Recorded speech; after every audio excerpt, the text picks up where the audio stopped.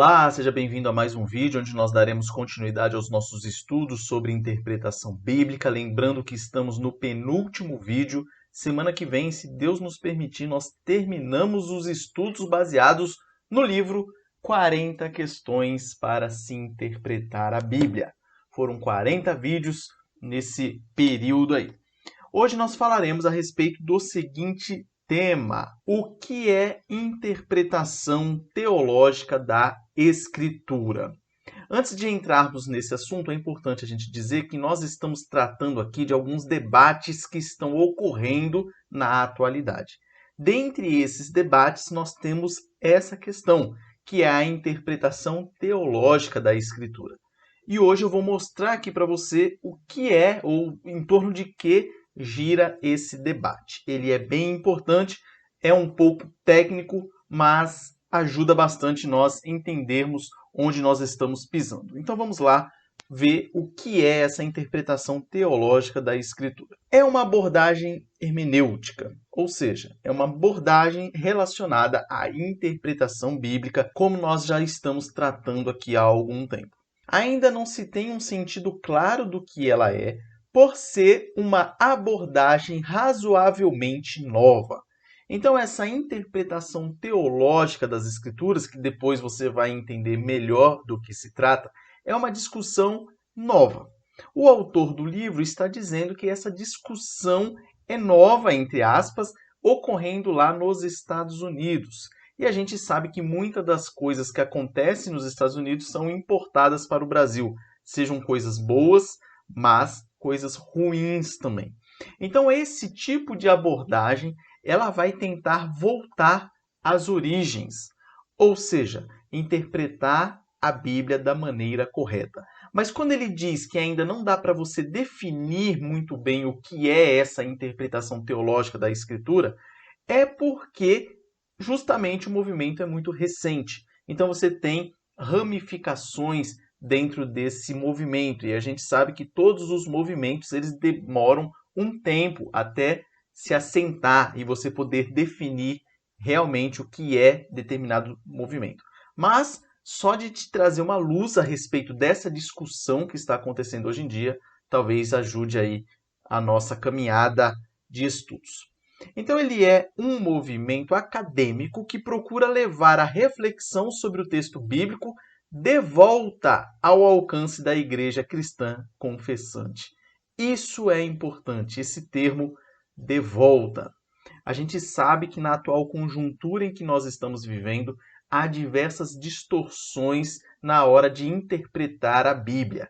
Você vai ter visões ideológicas se sobrepondo ao texto bíblico. Você vai ter diversas heresias utilizando o texto bíblico para tentar transmitir o ensino que a pessoa quer, esse ensino herege, com palavras bíblicas ou versículos bíblicos, e aí nessa brincadeira você vai sendo enganado. Esses tipos de distorções hermenêuticas nos Estados Unidos já aconteceram há muito tempo, no Brasil é mais recente, e lá essas distorções são muito fortes. E por isso que esse movimento surge na intenção de voltar ao momento onde você não tinha tantas distorções assim, ou voltar às interpretações bíblicas que eram feitas principalmente antes do iluminismo, tendo em vista que o iluminismo trouxe muitas coisas ruins no que se refere à interpretação bíblica. Por esse movimento ser novo, ele recebe diversos nomes, então quando você estiver estudando, você pode ver qualquer um deles, são praticamente sinônimos. Então, esse movimento pode ser chamado de interpretação teológica da Escritura, interpretação teológica da Bíblia, interpretação teológica simplesmente, hermenêutica teológica, comentário teológico sobre a Bíblia, exegese teológica. Então, qualquer uma dessas formas, você trate elas como sinônimo. A história do movimento ela remonta lá à década de 90.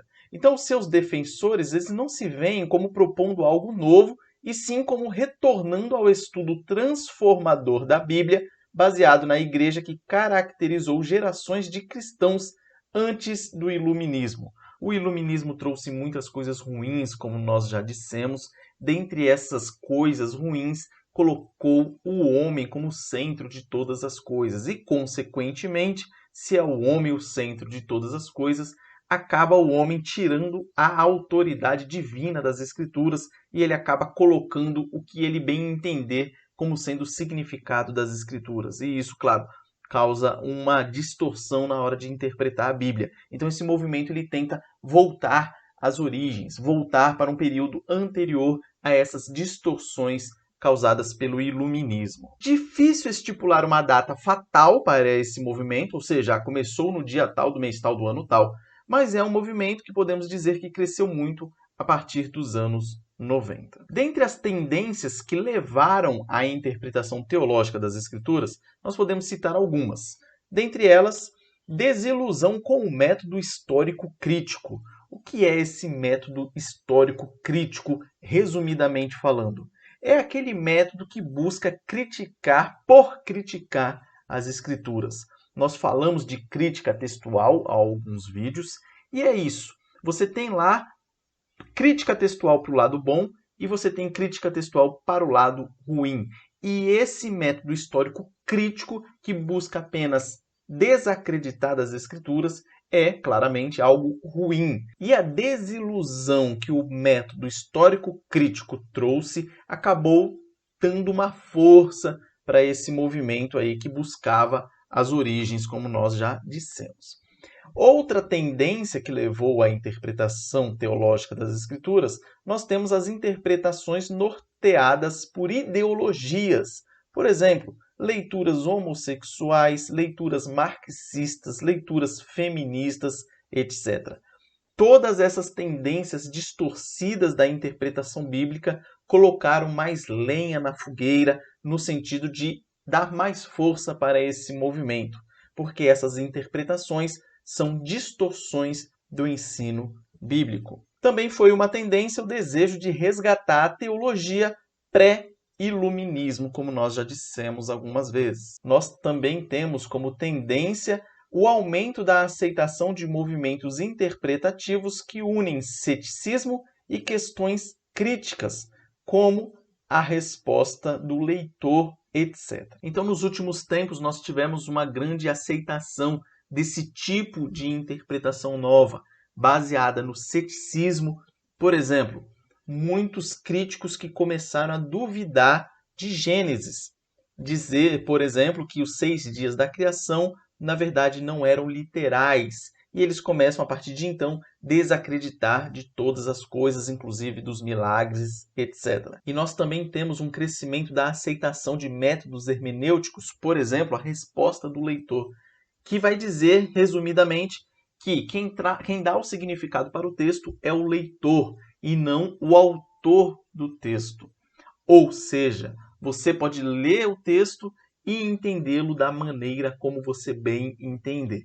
Então, esse crescimento dessa aceitação desses tipos de movimento também colocaram lenha na fogueira para o movimento ganhar força, esse movimento da interpretação teológica da Escritura. Então, quais são algumas características desse movimento novo? Desilusão com métodos distorcidos de interpretação. Diriam os seus adeptos que as obras recentes sobre a Bíblia não são suficientes, ou seja, deixa a teologia apenas no âmbito do cérebro, e também não são fiéis à natureza da Escritura e de nossa identidade como cristãos, por não lerem como seguidores de Jesus que se encontram com Deus nas palavras da Bíblia. Então, esses defensores desse movimento da interpretação teológica das Escrituras, eles vão dizer que as obras recentes da Bíblia, eles têm esses problemas, ou elas não são suficientes, ou elas não são fiéis à natureza da Escritura. Então, essa desilusão com esses métodos distorcidos acabam caracterizando o movimento que busca corrigir esses problemas aí. Eles vão dizer que hoje, muitas vezes, a Escritura se torna uma mensagem antiga para outras pessoas, em vez da palavra do Deus vivo para nós hoje. Então, por causa dessas distorções, muitos vão dizer que a palavra de Deus foi algo antigo para um povo antigo que não tem aplicabilidade nenhuma para nós hoje. E aí, esses defensores desse movimento da interpretação teológica das Escrituras vão dizer que não.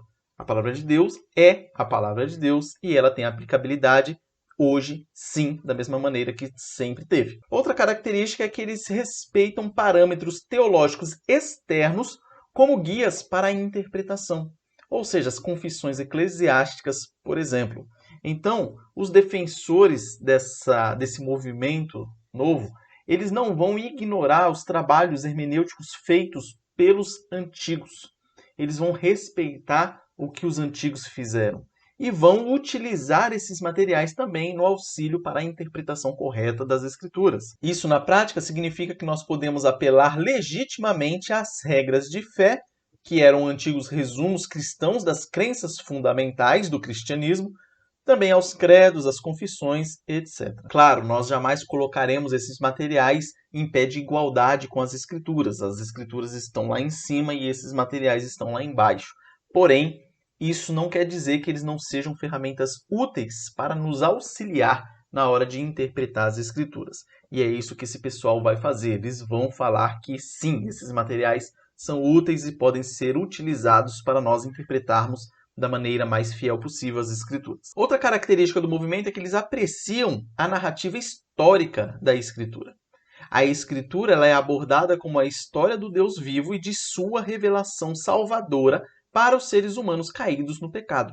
É isso que eles vão dizer. Algumas tendências novas aí de distorções da hermenêutica bíblica vão dizer que as narrativas históricas da Bíblia, na verdade, são contos de fada, ou são mitos, ou são histórias com E, vamos falar assim, que histórias que não são reais. E isso, claro, vai contra a própria Escritura.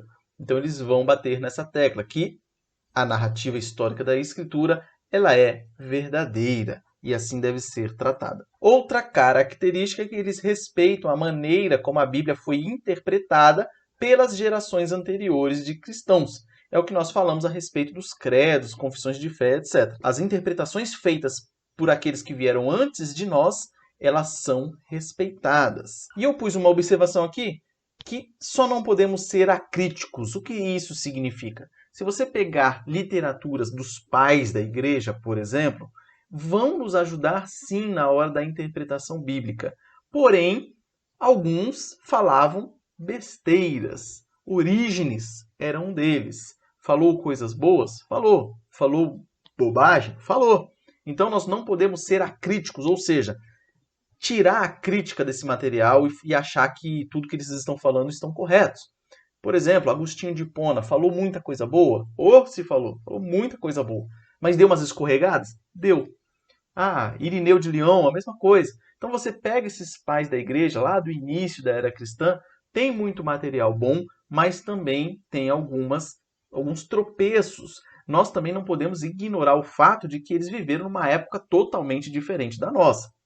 A quantidade de material que nós temos hoje para pesquisas, materiais da arqueologia, materiais tecnológicos, enfim, de tudo que você possa imaginar, não se compara ao que eles tinham na época. Então é plausível que houvessem ali alguns erros. Então nós podemos ou devemos utilizar essas interpretações feitas anteriormente, mas, claro, sem ser acríticos. Nós devemos utilizá-las com cautela, sim, analisando sempre as Escrituras, porque o melhor método hermenêutico que existe para se interpretar a Bíblia é a Bíblia interpretando a própria Bíblia. Outra característica é que os adeptos desse movimento, mostram interesse na maneira como a Bíblia tem afetado a cultura, as artes, a política e outros campos do conhecimento.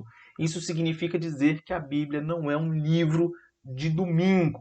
Vou lê-lo como se fosse um amuleto, fechá-lo e acabou. O resto da semana eu vivo minha vida do jeito que eu bem entender. Não. Eles vão mostrar que a Bíblia, sim, ela tem influência e afeta a nossa cultura, a nossa arte, a nossa música, a nossa política, todos os campos de conhecimento que nós temos. E é por isso que nós sempre estamos dizendo que a Bíblia é a nossa única regra de fé e prática. Por que prática? Porque ela influencia no nosso comportamento, consequentemente vai influenciar na nossa cultura e em tudo que nós estivermos participando. Logo, essa característica desse movimento vai ser bem interessante, porque ele vai demonstrar esse interesse em como a Bíblia influencia todas as áreas da nossa vida. Esse tipo de abordagem multidisciplinar produz uma leitura interessante. É apropriado perguntar como a Bíblia afeta todo o povo de Deus e suas vidas. Ou seja, de novo, não é um livro amuleto, não é um livro que não tem impacto nenhum na nossa vida e na nossa sociedade. Sexta e última característica, os defensores desse movimento desejam que o estudo da Bíblia seja transformador do indivíduo e da comunidade de fé do indivíduo. Defendem o estudo espiritualmente transformador e dizem que a Escritura não pode ser vista como um enigma histórico a ser solucionado, e sim como uma palavra de Deus para o seu povo. Isso é o ponto central desse movimento. A Bíblia, ela é a palavra de Deus e é a palavra de Deus para o seu povo, e o seu povo deve lê-la, compreendê-la e obedecê-la. E ela será impactante desde quando foi escrita até hoje e até enquanto nós estivermos aqui nessa terra. Então é muito importante nós vermos essa defesa que esse pessoal do movimento faz com relação a esse tipo de postura que nós devemos ter frente às Sagradas Escrituras, diferente de todas as outras distorções que nós vimos anteriormente. Os defensores vão buscar olhar a Bíblia como a palavra de Deus e como essa palavra de Deus afeta a nossa vida individualmente e em sociedade. Conclusão: os Estados Unidos estão mais avançados no sentido das distorções hermenêuticas, mas o Brasil caminha a passos largos na mesma direção.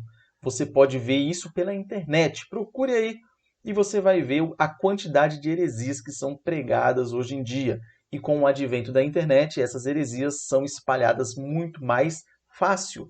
Como diz na Bíblia, a questão do fermento. Então, um pouquinho de fermento leveda toda a massa, então um pouquinho de heresia contamina muita gente. Então, nós temos que ficar atentos e por isso que é importante estudar esses movimentos que estão acontecendo hoje em dia, esses debates que estão ocorrendo. Porque nos Estados Unidos está mais avançado, mas está avançando bastante aqui no Brasil também. Temos que ficar atentos quanto a isso.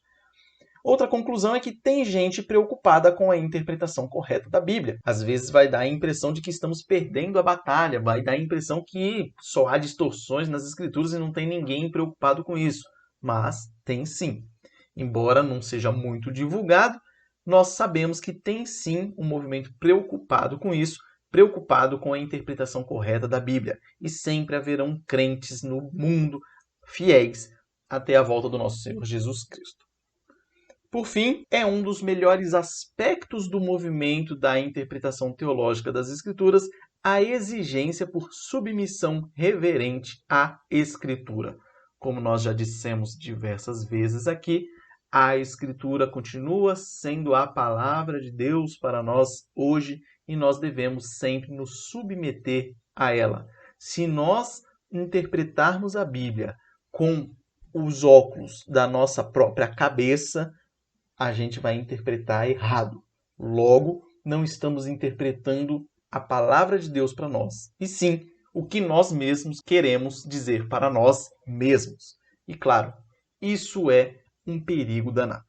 Então, com isso, nós encerramos o vídeo de hoje. Caso tenha ficado alguma dúvida, mande aí nos comentários. Se Deus quiser, semana que vem nós terminaremos o livro, será o último vídeo, e posteriormente nós trataremos de um novo assunto.